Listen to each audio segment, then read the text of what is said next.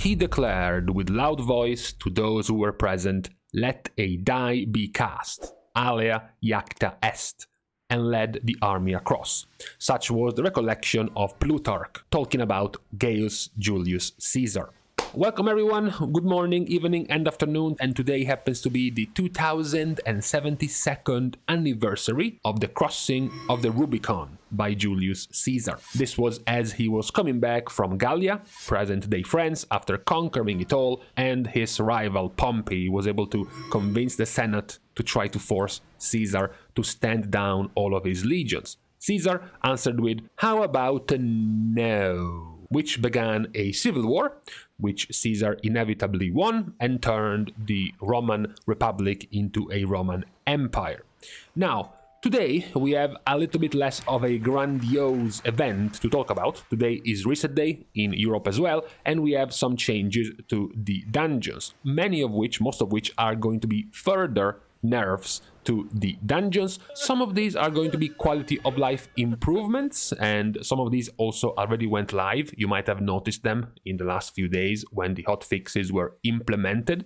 One of which many will be happy about is the last boss in Court of Stars, Advisor Melandrus, wasn't just nerfed in damage. This is something we looked at a few days ago. The AoE damage that Melandrus does was nerfed by roughly 30%. The other thing that was changed in this dungeon is that the Piercing Gale, TLDR, the lines on the ground you are supposed to dodge, have been turned from a nearly imperceptible bland grey to a sparkling purple.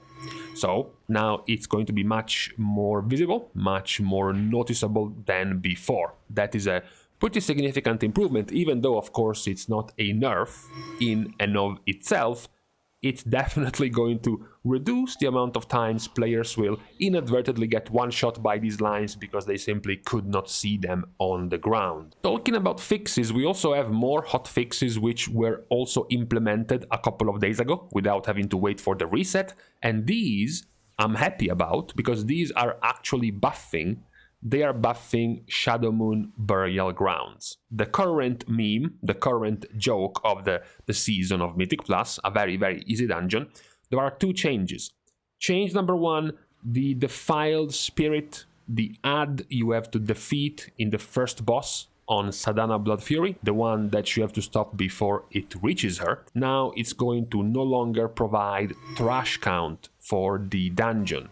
Precisely, we are talking about a 1% count. So, on tyrannical weeks, for example, the last week we just went through, you had to kill at least 4 or 5 of these, sometimes even 6 or more, which, ends up counting for 4 or 5 or 6% of your trash requirements, which is quite a lot. And, this is a boss. You're not really supposed to have trash count increases during a boss fight. So it was obviously a mistake from Blizzard to keep this in the game, especially for so long in this new season. So that's the first fix, meaning that now you will need to pull more in Shadowmoon Burial Grounds before you finish your route, because now you're going to be missing some percentage if you do the same route you did previously. The other change was a little bit more niche, not known by too many players. This was the Ritual of Bones mechanic, TLDR, the wall of skeletons in the last boss. The trick to deal with this before this was fixed is that this mechanic was not scaling with key level. TLDR, it was doing Mythic 0 level damage, which means nobody cared about it. You could just continuously focus the boss, put no damage into the skeleton, create no opening to go through, wait until the very end, and then just blink through quite quickly. You were only taking little Mythic 0 damage, it was not too difficult to heal through. Because of this, Blizzard has fixed this. Now, Ritual of Bones, the mechanic scales with Mythic plus key level. TLDR, you are going to be dying in a couple of hits if you ever get touched by this. Honestly, it's not even as bad because of the skip mechanic. This is bad because of all the melees and even the tank, which will inadvertently get clipped by this Ritual of Bones as they try to kill the skeleton to create the opening. That is what I noticed when I was doing my my Burial Ground keys multiple times, quite a few melees sort of getting clipped by this. It wasn't a problem because the damage was still tuned to be Mythic 0 level damage, but now that this gets fixed, if a melee by mistake steps too close to the wall and takes damage, it's going to be a problem in the boss because of how much it will hurt. It will more or less be unhealable unless you have some very, very strong defensives or immunities to deal with this. So with this, the dungeon at the very least is being made harder. Perhaps not in the ways I would have liked to, but it's definitely more challenging than before. We also have another buff to a dungeon due to a hotfix, a change in a mechanic. We are talking about Croth, the bird boss of Algeth'ar Academy. Algeth'ar Academy had a couple of annoying bosses. We can say the last boss and the bird boss weren't too challenging, but the other couple could be at the very least quite difficult on Tyrannica. Now this bird boss is poised to be also a bit more difficult because its tank buster, Savage Peck, now always hits the target and cannot be dodged or parried. So previously this was more or less a coin toss. Previously you were banking on your tank, to dodge this, block this, parry this, sort of ignore this in some way and not make this too meaningful. However, now this will have to be mitigated. This will have to be tanked by, the tank, which is going to amount for a whole lot of damage in a tyrannical week. Already in a +20 key, before any mitigation comes up from the tank, this is 860,000 damage, plus 80,000 damage per second for 10 seconds. So it's quite the nasty damage, and it's quite annoying because, as you know, that boss becomes quite chaotic by the end. With all the fire on the ground, the tornadoes going around, the healer is going to have little time to stand still and heal the tank properly, plus, not to mention, the rest of the damage going off to the rest of the party. So now that this gets fixed, the tank living will be a more difficult challenge than before, thanks to this hotfix. Now that we are done with these hotfixes already going live, we have some more weekly restarts, some new reset nerfs for the week. And the star of the week is going to be Ruby Life Pools. We have more nerfs to the first and second boss of Ruby Life Pools. The first boss gets hit by significant nerfs because Melidrussa gets a reduced damage done by a hail bomb trigger by 40%. So stepping on one of the frost bombs you leave behind is now going to be doing 40% less damage. So not the initial hit, just the hit in case you actually step on one of them after. Previously it was an absolute one-shot, no way out. Now it's not gonna one-shot you, but it's gonna hurt a lot, and I mean a lot. But it's not gonna be like a game over type of mistake. You can still recover from that without being a one-hit kill. The other nerf is much more significant, reduced party-wide AoE damage on the initial cast of hail bombs by 66%. This one is the initial damage that gets changed. This one at a +20 level was doing roughly 130-ish to 140,000 damage to your character, so we are talking about some 40% of your max HP at once, more or less. So now it gets nerfed by 2/3.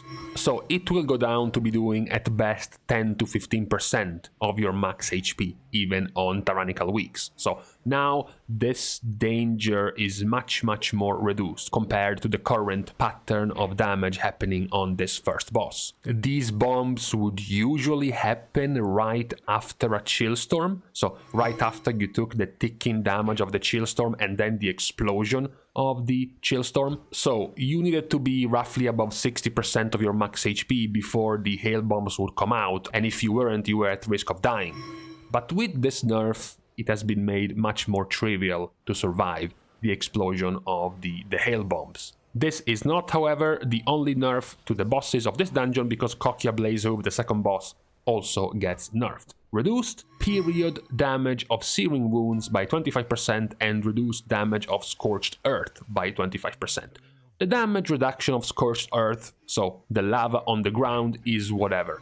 You're not even supposed to be stepping on this lava anyways, so it's not really that relevant. What is much more relevant, of course, is the damage reduction of Searing Wounds. This was the most brutal of the tank busters in Season 1 of Mythic Plus. Perhaps now with the fix of the tank buster of Croth, it might have had some competition, but it was definitely very, very nasty, especially if you were getting hit by the first hit and then you started taking the whole chain of hits. It would become very, very deadly. Not just the hits itself, but also the bleed it would leave behind. So nerfing it by 25%, it is making it now much more manageable for your tank to survive these kind of very heavy hits being taken by this boss. So with this change to Ruby Life Pools done, we are all set for this week's hotfixes to the dungeons. We have some nerfs, severe nerfs to Ruby Life Pools once again. We also have a bunch of hotfixes which actually turn into buffing, into making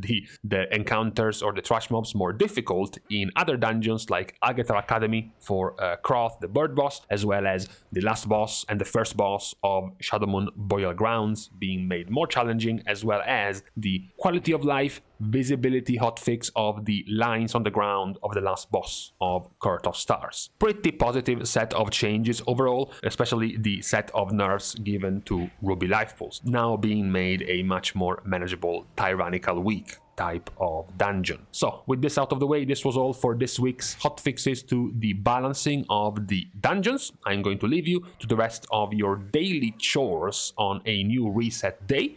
Thanks, of course, as usual, to all of my Patreon supporters for contributing to the support and the growth of this channel. You can still, of course, support in your own way without having to spend any money. Liking and commenting down below, as well as subscribing to the channel itself, are perfectly acceptable ways to do so. You can also follow me on Twitter if you want to get notified on whenever I am doing on a given day, especially whenever I am going live on my stream. That would be the best way. Talking about the stream, when I do, I go live on Twitch, generally at 10 or so p.m. Central European times, 1 p.m. Pacific, and 4 p.m. Eastern US time zones. With this out of the way, thank you guys again for watching. See you guys soon, and in the meantime, I can feel it. I can feel it almost literally in my bones. The tooth pain, the jaw pain is almost completely gone. We are almost back to normal levels, finally.